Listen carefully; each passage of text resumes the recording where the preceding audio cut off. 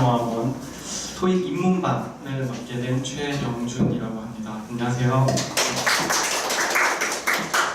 저도 이렇게 사람들 앞에서 말하는 게 많이 떨리기 때문에 스마트폰에다가 큐카드 형식으로 좀 이렇게 글을 써와서 가끔씩 보더라도 양해 바랍니다. 제 주제는요, 영어 맨땅의 헤딩입니다. 입문반 강의랑 아주 잘 어울리는 문구인데요. 사실은 이건 제 이야기예요. 제가 영어를 배울 때 맨땅에 헤딩을 했었거든요. 저는 고등학교 때 이과생이었어요. 혹시 여기 이과생이셨던 분 계세요? 아까 서원경 선생님께서는 수학이 빵, 언어 100 이렇게 하셨는데 저는 수학이 100이었고 언어에 관심이 없었습니다. 근데 제가 고등학교 때 공부를 하다가 아팠어요. 몸이 아팠어요. 지금은 웃으면서 말하지만 그때 죽을 수도 있었어요.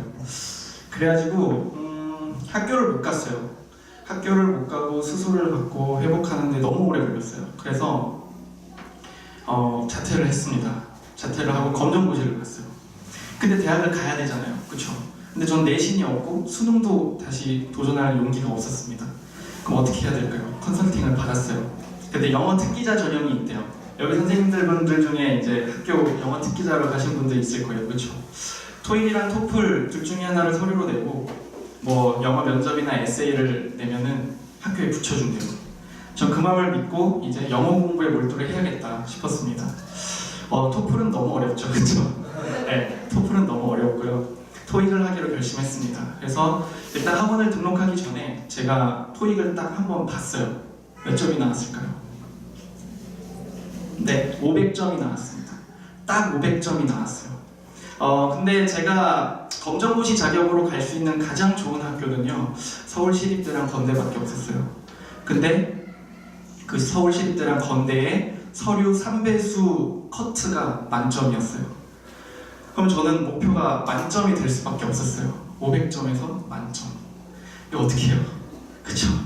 저는 대치동에 있는 유명한 학원에서 배웠어요. 그 학원에서는 800점대 중반 후반 애들을 받아서 2달 안에 만점 찍고 내보내는 그런 유명한 학원이었습니다. 제가 거기 갔는데요. 거기 있는 선생님이 저한테 너는 저기 해커스 변방에 가서 배우고 와라 이랬습니다. 근데 저는 그냥 거기 가서 배우겠다 했어요. 영어 맨땅에 헤딩 시작한 거죠. 어떻게 됐을까요? 땅이 이겼을까요? 제 머리가 이겼을까요? 당연히 제 머리가 박살이 났습니다. 네. 너무 힘들었고요. 첫날 수업 듣고 그냥 안 하고 싶었어요. 근데 해야 되잖아요, 그쵸? 그래서 저는 매일 모의고사를 한 개씩 풀고 리스닝을 1번부터 100번까지 다 받아쓰고 그 다음에 리딩은 너무 어려워가지고 단어만 외웠습니다. 리스닝 다 받아 적는데 한 6시간 넘게 걸렸어요. 너무 소모적이죠. 힘들죠. 근데 전 그냥 그렇게 했어요. 왜냐하면 공부하는 방법을 몰랐어서. 그리고 리딩도 그냥 단어만 외웠습니다. 근데 그렇게 하니까 한 달 후에 몇 점이 나왔을까요? 그래도 공부량이 많았는지 750점이 나왔습니다. 저는 너무 좋았어요. 250점이 나오다니.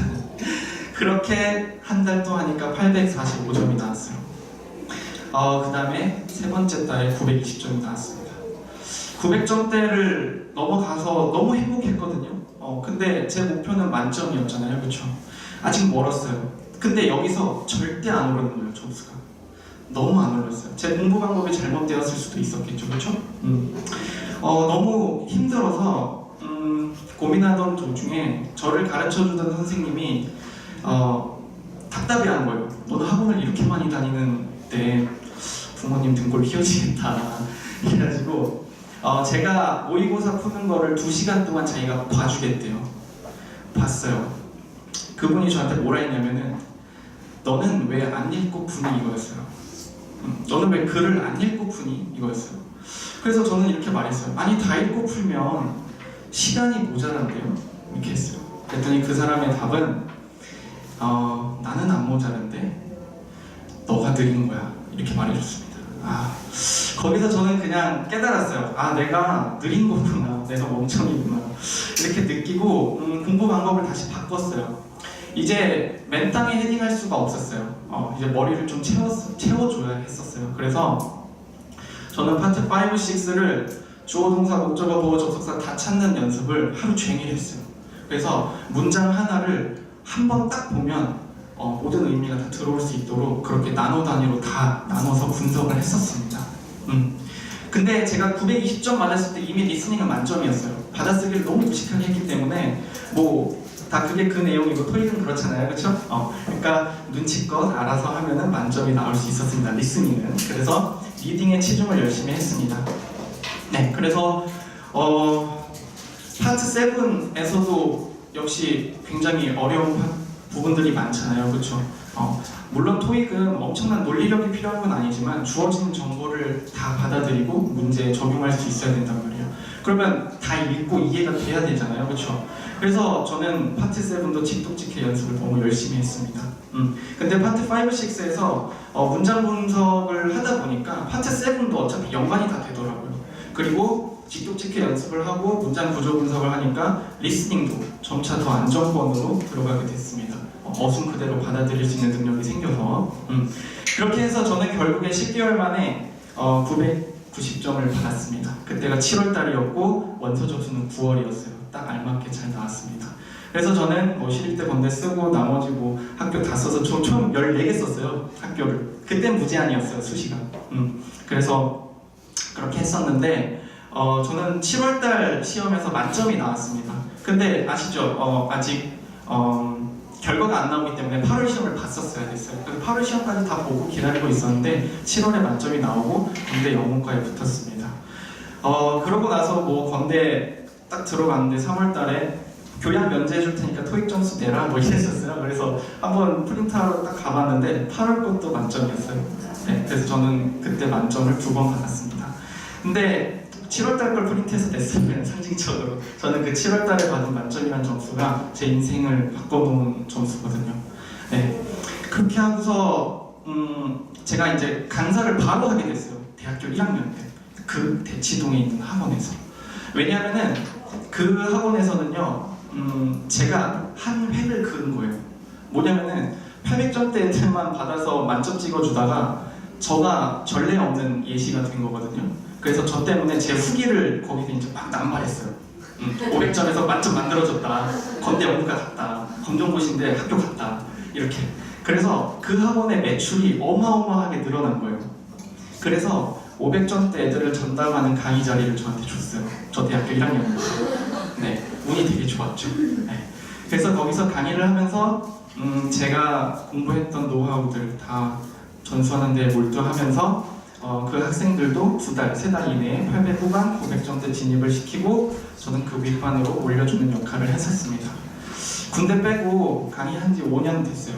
저는 일찍 시작했기 때문에 5년이라는 숫자가 나왔는데 사실은 저도 막 그렇게 엄청나게 잘 가르치는 타입은 경험이 막 많고 베테랑인 타입은 아니에요. 잘 가르쳐요. 잘 가르치는데 네. 짬밥이 그렇게 많지는 않아요. 네. 근데 그렇게 네, 강의 생활을 하다가 저는 작년에 강남역에 있는 펜트릭 어학원에서 일했는데 그 학원은 해커스 옆에 있는 되게 조그만한 학원이었어요. 그래서 해커스에서 대형 강의의 염증을 느끼는 사람들한테 전단지를 나눠주면서 우리가 소수정예로 해주겠다 이런 학원이었습니다. 그래서 저는 거기서 소수정예로 토플 라이팅도 좀 가르치고 토익 초급, 중급, 실전까지 다 맡아서 했었어요. 그러다가 저는 인스타를 되게 열심히 하거든요. 아실 거예요. 강사분들은 인스타를 열심히 하는 시대가 됐어요. 그래서 저도 작년부터 시작해서 인스타를 되게 열심히 했는데 거기에서 저기 뒤에 OP 담당하시는 김윤성 선생님을 팔로우하고 알게 됐습니다. 네. 근데 제가 컨텐츠를 여러 번 올리면은 선생님께서 이렇게 답을 달아주시곤 했어요. 그러다 친해진 거예요. 네. 그래서 저는 YBM 강남에 계시는 김윤성 선생님을 알게 됐는데 저를 위준성 원장님한테 추천을 해주셔가지고 면접을 보고 이 자리에 서 있게 됐습니다. 네, 그래서 저는 그동안 강의를 하면서 강의 평가를 많이 받았었거든요. 제가 있었던 학원에서는 강의 평가가 생명이었어요. 강의 평가를 받을 때 가장 좋은 말이 뭐였었냐면은 이 선생님은 내가 질문을 하려 그러면 알아서 답해주네 이거였어요. 그러니까 제가 가르치다가 이렇게 물어본대요. 근데 여기서 어떤 질문이 나와야 하죠? 라고 제가 묻고 저 혼자 답한대요. 근데 학생들은 이게 좋대요. 그러니까 자기가 질문을 굳이 하지 않아도 알아서 다 해주니까 그게 좋대요. 근데 제 생각에는 제가 맨땅에 헤딩을 해봤기 때문에 그게 가능하지 않나 싶습니다.